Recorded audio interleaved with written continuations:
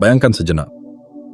Malam begitu tenang, lampu-lampu kota berpendar sayu, dan kau sedang berada di rumah, tempat yang selama ini menjadi benteng perlindungan dari dunia luar. Tapi ada sesuatu yang berubah. Udara terasa lebih berat. Jendela yang dulu hanya jendela, kini tampak seperti celah tempat mata tak terlihat mengintip. Dan rumah, yang seharusnya menjadi tempat paling aman, mulai terasa seperti panggung dari kisah yang belum kau mengerti. Seseorang telah menemukan alamatmu. Bukan secara kebetulan. Ini bukan sekadar hasil pencarian biasa. Mereka mencarimu. Mereka menunggumu. Bukan di tempat asing, tapi di tempat paling akrab. Di dekat rumahmu sendiri. Mereka tahu di mana kamu melepas lelah, di mana kamu tertawa, di mana kamu lengah. Tapi yang paling mengusik, mereka belum bergerak. Mereka hanya diam, menunggu. Dan disitulah teror yang sebenarnya dimulai. Karena ketakutan yang paling dalam bukan datang dari tindakan, tetapi dari ketidakpastian. Dari penantian. Dari keheningan yang penuh makna. Apakah mereka ingin menyakitimu? Atau hanya ingin kamu tahu bahwa mereka ada? Atau mungkinkah ini bukan ancaman, tapi pesan? Karena menjadi yang terpilih bukan selalu tentang kehormatan. Kadang, itu adalah jebakan halus yang dibungkus takdir. Sebuah narasi yang tidak kau pilih, tapi kini harus kau jalani. Tapi ingatlah, kegelapan paling pekat justru melahirkan cahaya yang paling terang. Dan jika kamu merasa diawasi, mungkin itu karena kamu memiliki sesuatu yang luar biasa, sesuatu yang ingin mereka lihat, atau bahkan ambil. Namun jangan takut, karena dalam cerita ini, kamu tidak hanya menjadi tokoh yang dikejar. Kamu bisa menjadi sang pengendali. Kamu bisa menjadi kekuatan yang tak mereka duga. Jalan untuk melawan bukan dengan kekerasan, tapi dengan kesadaran, keberanian, dan langkah yang penuh makna. Inilah waktumu untuk bangkit, untuk membuka mata dan memahami bahwa ketakutan hanyalah gerbang menuju kekuatanmu yang sesungguhnya. Saat kamu memahami siapa dirimu, saat kamu menyadari mengapa kamu terpilih, maka seluruh permainan akan berubah. Dan jika kamu merasa pesan ini adalah cermin dari keresahanmu, maka jangan diam. Kirimkan sinyal kuat ke semesta bahwa kamu siap menerima kebenaran yang telah lama menunggu untuk kau sadari. Caranya sederhana. Tekan tombol suka, langganan, aktifkan lonceng notifikasi, dan tinggalkan komentar 77 di bawah. Sebagai bentuk persetujuanmu, bahwa kamu tidak lagi ingin menjadi korban dari cerita orang lain. Kamu siap menulis kisahmu sendiri, dengan tanganmu sendiri. Ingat, ini bukan akhir. Ini adalah awal dari penyingkapan. Dan kamu tidak sendirian. Kita akan melangkah bersama, menelusuri setiap teka-teki, dan menemukan arti di balik kehadiran mereka. Karena setiap jejak yang tertinggal di sekitar rumahmu adalah bagian dari cerita yang telah ditakdirkan untuk kamu buka. Mari mulai perjalanan ini. Bersama. Sekarang. Bagian 1. Mitos Sang Terpilih. Ketika takdir bukan lagi sebuah anugerah, melainkan ujian. Kita tumbuh dengan cerita-cerita tentang para terpilih. Tokoh utama dalam dongeng, legenda, dan film yang membawa cahaya dalam kegelapan. Menjadi terpilih terdengar seperti sebuah kehormatan, sebuah mahkota takdir yang indah, menandakan bahwa dirimu berbeda, luar biasa, dan dibutuhkan dunia. Tapi, bagaimana jika semua itu hanya ilusi?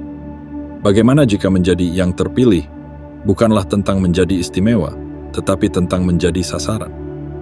Bagaimana jika panggilan takdir yang kau terima hanyalah tali halus yang membawamu pada panggung mereka?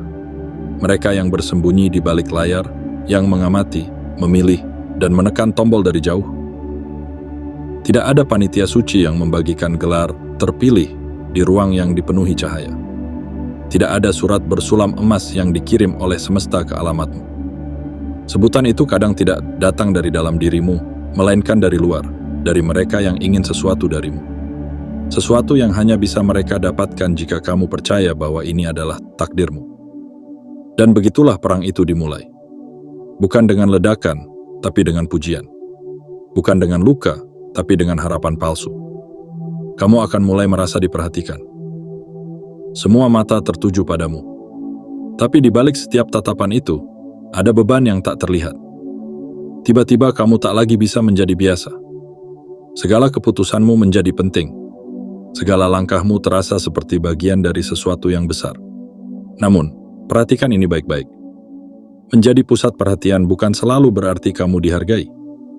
Bisa jadi kamu sedang digunakan. Di balik panggilan sebagai yang terpilih, bisa tersembunyi motif-motif tersembunyi, rencana yang tidak kamu ketahui, dan peran yang tak pernah kamu pilih. Mungkin kamu bukan dipilih karena kekuatanmu, tapi karena kelembutanmu. Bukan karena kehebatanmu, tapi karena ketaatanmu. Atau mungkin, kamu hanya sekeping bidak di papan catur yang jauh lebih besar. Kamu akan merasakannya. Tekanan itu. Seolah seluruh dunia bertumpu pada bahumu. Ketika kamu tersandung, semua orang ikut kecewa. Ketika kamu salah, seluruh tatanan terguncang. Kamu dituntut sempurna. Dan jika kamu gagal, seolah semuanya ikut runtuh bersamamu. Tapi, dengarlah ini. Kamu boleh merasa takut. Kamu boleh merasa lelah. Tapi kamu tidak harus merasa sendirian. Karena dari balik kabut kebingungan itu, ada sesuatu yang nyata. Kesadaran. Kesadaran bahwa kamu berhak memilih. Bahwa gelar terpilih tidak membuatmu terikat pada takdir buatan orang lain. Kamu punya kehendak. Kamu punya hak untuk bertanya, untuk apa aku dipilih? Siapa yang memilihku? Dan apa tujuan sebenarnya? Inilah harapan sesungguhnya. Bahwa kamu bukan sekadar pion. Kamu adalah pemain. Kamu bukan hanya karakter dalam cerita orang lain.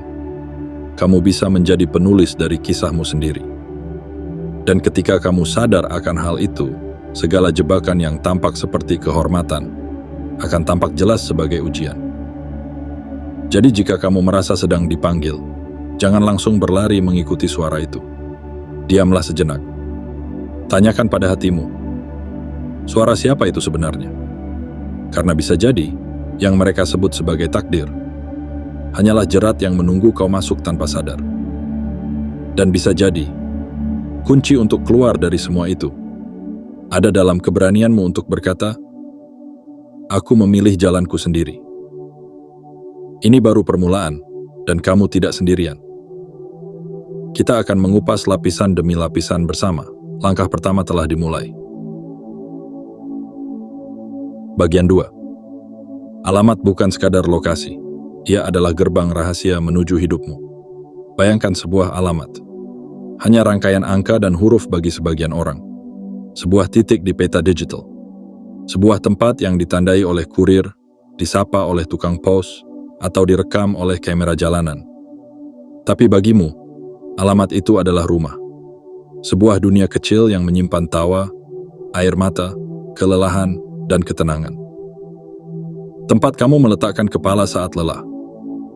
Tempat kamu berbicara pada dirimu sendiri, tanpa perlu menjaga kata. Namun, apa jadinya jika titik itu kini telah diketahui oleh orang asing? Apa yang kau sebut sebagai rumah, kini menjadi koordinat. Dan koordinat itu, kini menjadi target. Alamat bukan sekadar lokasi. Ia adalah peyantung dari hidupmu. Ia adalah tempat semua rutinitasmu berakar. Waktu engkau bangun, waktu engkau pergi, cara kamu berjalan, bahkan kebiasaan kecil seperti di mana kamu meletakkan sepatu. Dan begitu seseorang mengetahui alamatmu, mereka tidak sekadar tahu di mana kamu tinggal. Mereka tahu di mana kamu berhenti berjaga. Karena rumah adalah tempat terakhir yang kita jaga dengan sepenuh hati. Di luar sana kita memasang senyum, menyusun strategi, membangun citra. Tapi di dalam rumah, kita membuka semuanya. Kita menjadi diri sendiri, tanpa lapisan, tanpa sandiwara. Dan ketika seseorang menyusup ke ruang paling pribadi itu, meskipun hanya dengan mengetahui letaknya, maka batas yang paling dalam telah dilanggar. Bukan hanya dindingmu yang terancam, tapi juga kedamaianmu. Pertanyaannya, bagaimana mereka bisa tahu? Mungkin lewat jejak digital yang kita anggap sepele. Sebuah unggahan foto dengan lokasi. Sebuah ulasan restoran yang secara tak sadar memberitahu lingkungan tempat tinggal. Atau bahkan hanya percakapan santai di kolom komentar yang mengandung petunjuk kecil. Di zaman ini, di mana data menjadi mata uang dan privasi menjadi kemewahan, setiap informasi adalah peta.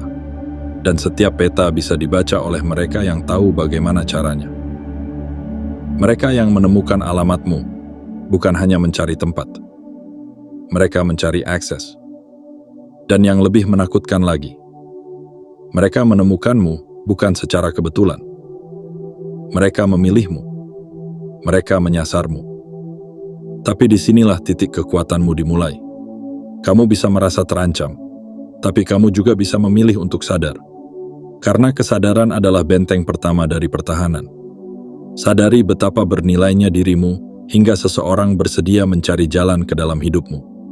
Sadari betapa berharganya ketenangan yang selama ini kamu miliki, hingga ada yang berusaha merebutnya.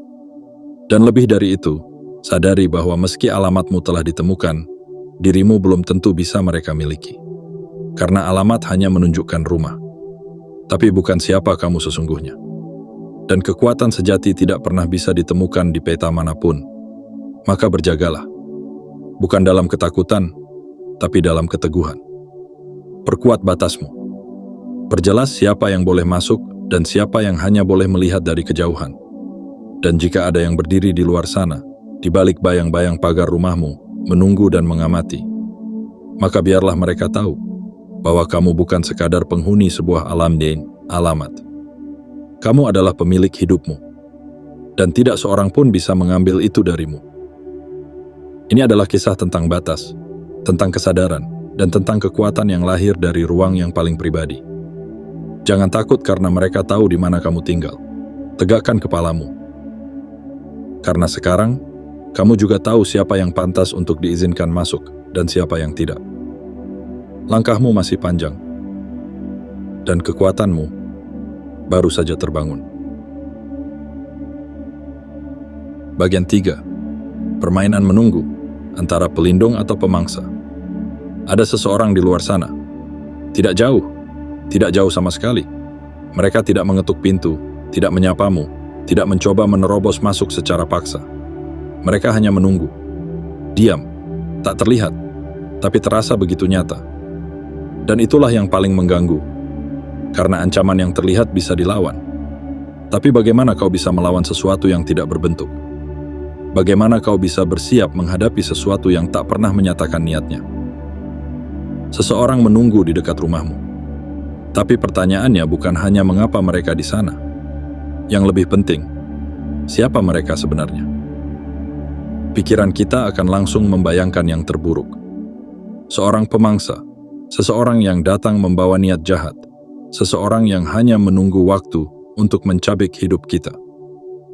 Dan tentu saja, wajar jika itu yang terlintas.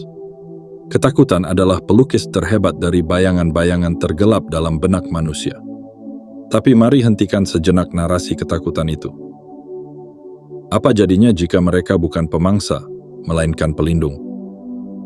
Apa jadinya jika mereka bukan datang untuk menyakitimu, tapi untuk menyelamatkanmu?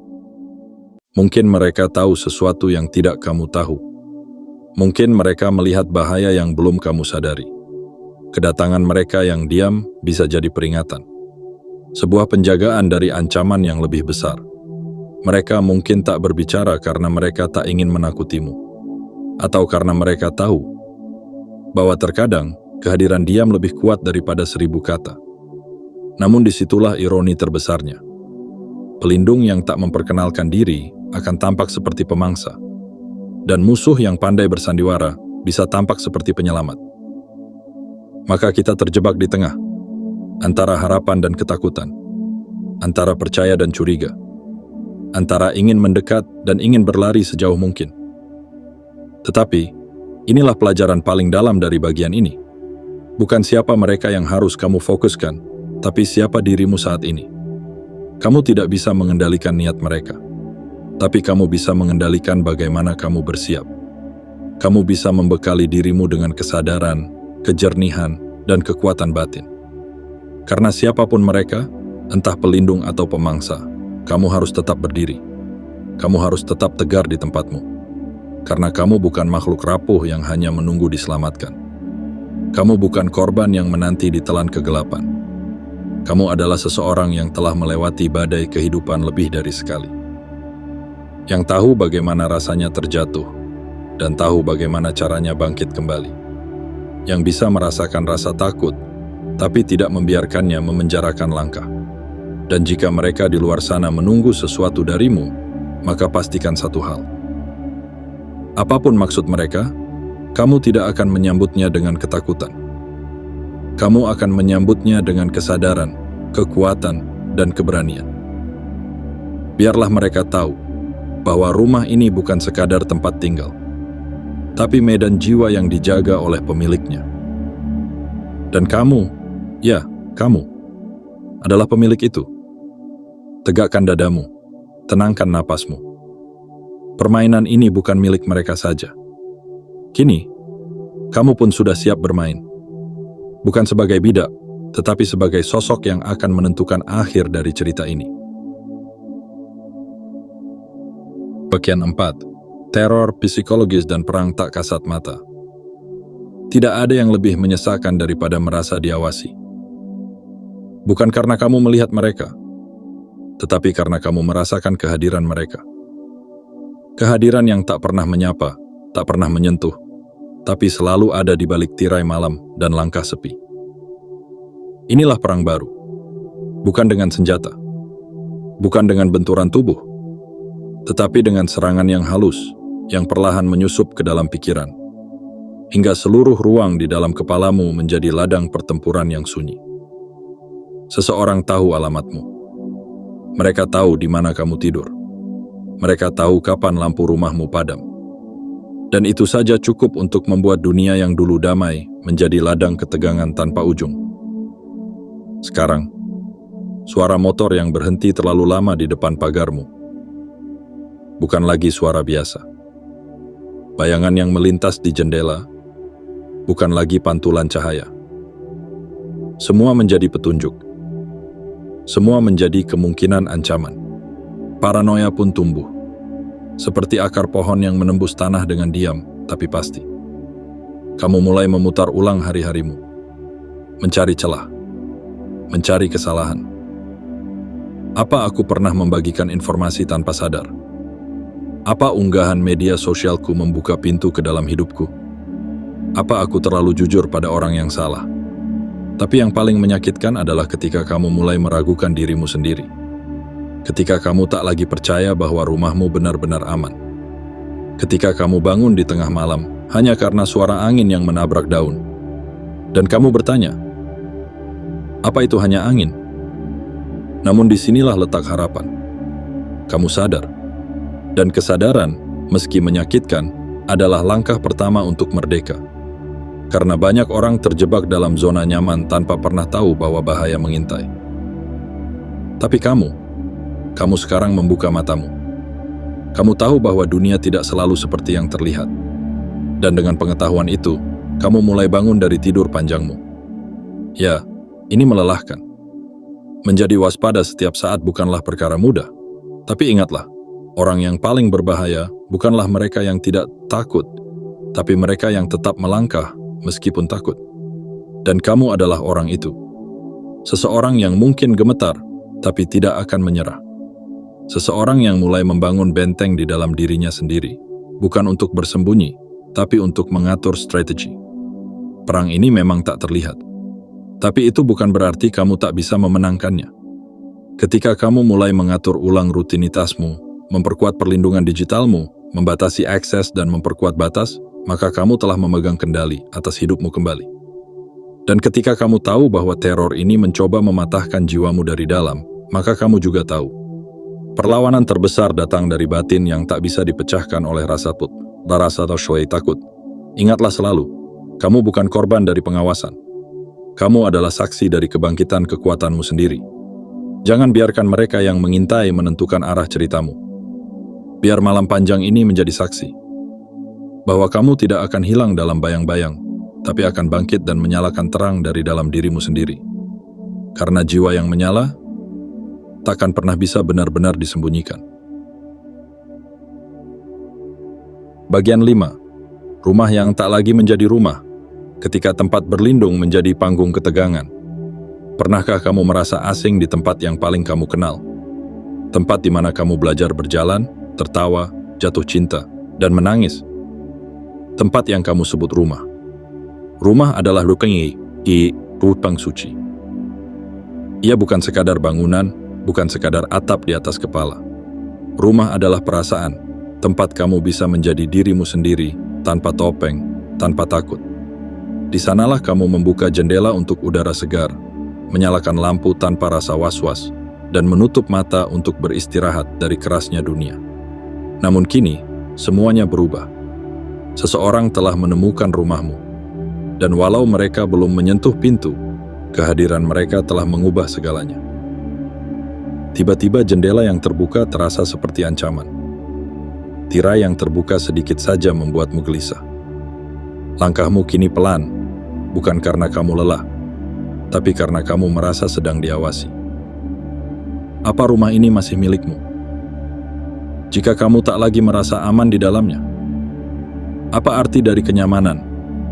Jika setiap suara terdengar seperti panggilan bahaya, itulah ketakutan yang paling sunyi. Bukan karena ancaman yang nyata, tetapi karena kehilangan rasa memiliki atas tempat yang selama ini menjadi dunia kecilmu.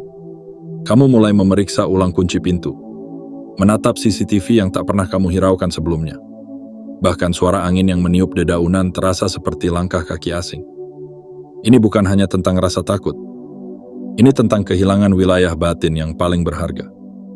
Karena rumah, sejatinya, bukan tempat untuk bertahan hidup, melainkan tempat untuk hidup sepenuhnya. Namun, dengarkan ini baik-baik. Kamu bisa mengambil kembali rumahmu. Kamu bisa menata ulang ruang-ruang itu dengan kekuatan baru. Bukan dengan menutup diri dalam ketakutan, tapi dengan membangun keteguhan. Mulailah dari hal-hal kecil. Rapikan ulang ruang tidurmu dengan energi baru. Pasang tirai yang membuatmu merasa terlindungi, bukan terkurung. Ganti lampu yang membuat ruangmu terasa suram dengan cahaya yang menghangatkan hati. Ini bukan tentang membangun benteng dari dunia. Ini tentang mengklaim kembali bahwa ini adalah ruangmu. Tidak seorang pun boleh membuatmu merasa asing di rumahmu sendiri. Dan meski mereka di luar sana masih berdiri dalam diam, biarlah mereka tahu satu hal. Kamu tidak akan menyerah atas tempat yang kamu cintai. Kamu akan menjaga, kamu akan melindungi, dan kamu akan menghidupkan kembali setiap sudut rumahmu dengan kehadiran yang penuh kuasa. Karena rumah bukan hanya tembok. Ia adalah cerminan dari jiwamu. Dan jiwamu tidak akan pernah bisa digelapkan oleh siapapun. Bangkitlah. Hidupkan kembali ruangmu dengan cinta dan keberanian. Jadikan rumahmu bukan hanya tempat tinggal, tapi pernyataan. Aku masih di sini, dan aku tidak akan pergi. Biarlah mereka yang mengintai, menunggu dalam bayang-bayang, menyadari bahwa kamu tidak takut, bahwa kamu akan melawan, bukan dengan senjata, tetapi dengan keteguhan hati. Karena sesungguhnya, yang paling berbahaya di dunia ini bukan mereka yang mengintai, tetapi mereka yang tidak bisa diusik bahkan oleh rasa kutu. Itu sendiri.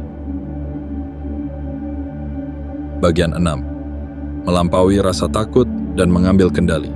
Kamu adalah kekuatan yang tak bisa mereka prediksi. Rasa takut adalah suara yang berbisik pelan. Namun ia bisa membungkam teriakan keberanian jika dibiarkan tumbuh. Ia tak membutuhkan senjata, tak perlu menyentuh kulitmu. Ia hanya perlu satu celah kecil di dalam pikiranmu. Dan dari situlah ia mulai menjajah harapan, satu persatu. Ketika seseorang menunggu di dekat rumahmu, ketika bayangan menyelimuti siang dan malam, dan ketidakpastian menjadi tamu yang tak diundang, maka sangat mudah untuk merasa kecil, lemah, dan tidak berdaya. Namun inilah saatnya untuk bertanya, dengan jujur dan lantang kepada diri sendiri, apakah aku akan terus hidup dalam ketakutan? Atau mulai hidup dengan kesadaran? Karena ketahuilah, tak satu pun dari mereka yang mungkin mengamatimu, yang mungkin menyimpan niat tersembunyi, memiliki kuasa atas hatimu, kecuali jika kamu menyerahkannya sendiri. Ketakutan adalah narasi yang bisa kamu patahkan. Ia bukan takdir, ia bukan vonis. Ia hanyalah cerita, dan kamu adalah penulisnya. Kamu bisa berhenti menjadi mangsa dalam cerita mereka, dan mulai menjadi tokoh utama dalam cerita yang kamu ciptakan. Mulailah dari hal kecil yang tak terlihat. Sadarilah bahwa kamu punya pilihan, bahwa kamu tidak harus menunggu mereka melangkah lebih dulu, bahwa kamu bisa menciptakan perisai, bukan dari baja, tapi dari kesadaran, pengetahuan, dan tindakan kecil yang konsisten.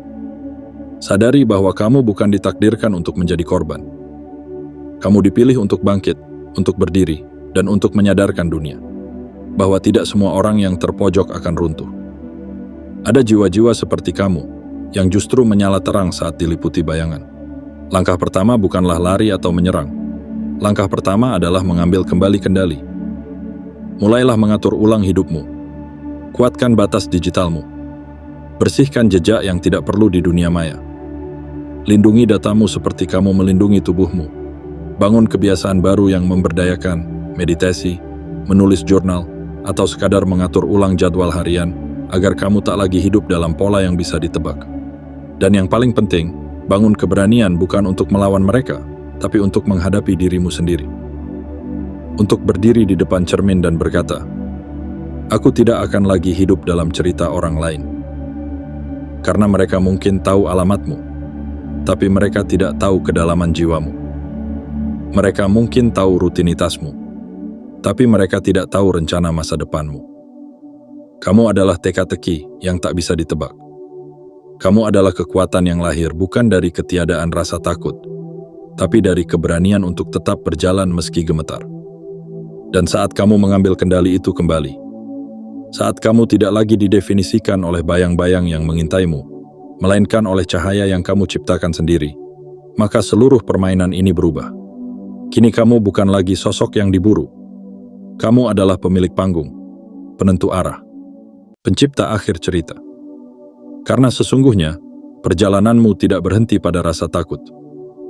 Ia dimulai pada saat kamu memilih untuk tidak dikuasai olehnya. Dan saat itulah dunia akan tahu. Yang sejati bukan mereka yang mengintai dalam gelap, melainkan kamu, yang bersinar terang meski dikelilingi kegelapan. Bagian 7. Mengungkap alasan. Mengapa kamu yang dipilih? Karena ada cahaya dalam dirimu yang tak bisa mereka abaikan. Kita sering bertanya dalam hati saat badai datang tanpa peringatan, saat seseorang diam-diam menunggu di dekat rumah kita tanpa suara, tanpa wajah. Mengapa aku?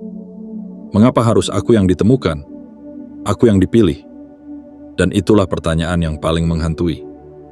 Karena saat kamu merasa menjadi sasaran, kamu juga mulai meragukan siapa dirimu. Apakah aku terlalu lemah? Terlalu terlihat? Terlalu terbuka? Namun izinkan aku membisikkan kebenaran yang mungkin terlupakan. Kamu bukan dipilih karena kelemahanmu. Kamu dipilih karena sesuatu dalam dirimu bersinar terlalu terang untuk disembunyikan. Mungkin mereka melihatmu sebagai ancaman, karena kamu memiliki potensi yang belum kamu sadari. Mungkin mereka mengamati dari jauh, karena kamu membawa sesuatu yang tidak bisa mereka miliki. Keteguhan hati, ketulusan jiwa, dan kekuatan untuk terus berjalan meski tak ada yang mendampingi. Mereka tahu, kamu bukan orang biasa. Kamu adalah jiwa yang tetap hidup dalam badai, yang menolak mati walau diserbu ketakutan dari segala arah. Atau mungkin kamu menjadi bagian dari sesuatu yang lebih besar. Sebuah cerita yang belum kamu pahami sepenuhnya. Sebuah pola yang menghubungkanmu dengan jiwa-jiwa lain di luar sana, yang juga merasa diawasi, juga merasa dicari. Mereka mungkin menyebutmu terpilih, bukan karena kamu sempurna, tapi karena kamu tahan uji. Karena kamu mampu berdiri di ujung jurang tanpa jatuh. Karena kamu memiliki sesuatu dalam jiwamu yang tak bisa dihancurkan oleh sekadar ketakutan. Dan sekarang saatnya kamu berhenti bertanya, "Mengapa aku?" Dan mulai mengatakan, "Kalau memang aku, maka inilah langkahku." Langkah dari seseorang yang tidak akan tunduk, yang tidak akan dibentuk oleh tekanan, melainkan membentuk jalan sendiri dari setiap tantangan. Sebab hidup bukan tentang menghindari sorotan. Hidup adalah tentang menyinari jalan bagi diri sendiri, dan mungkin juga orang lain. yang selama ini takut menyalakan cahaya mereka sendiri. Jika kamu merasa telah dipilih, maka yakinkan hatimu. Bukan sebagai pion dalam permainan mereka, melainkan sebagai kekuatan yang akan mengubah arah cerita.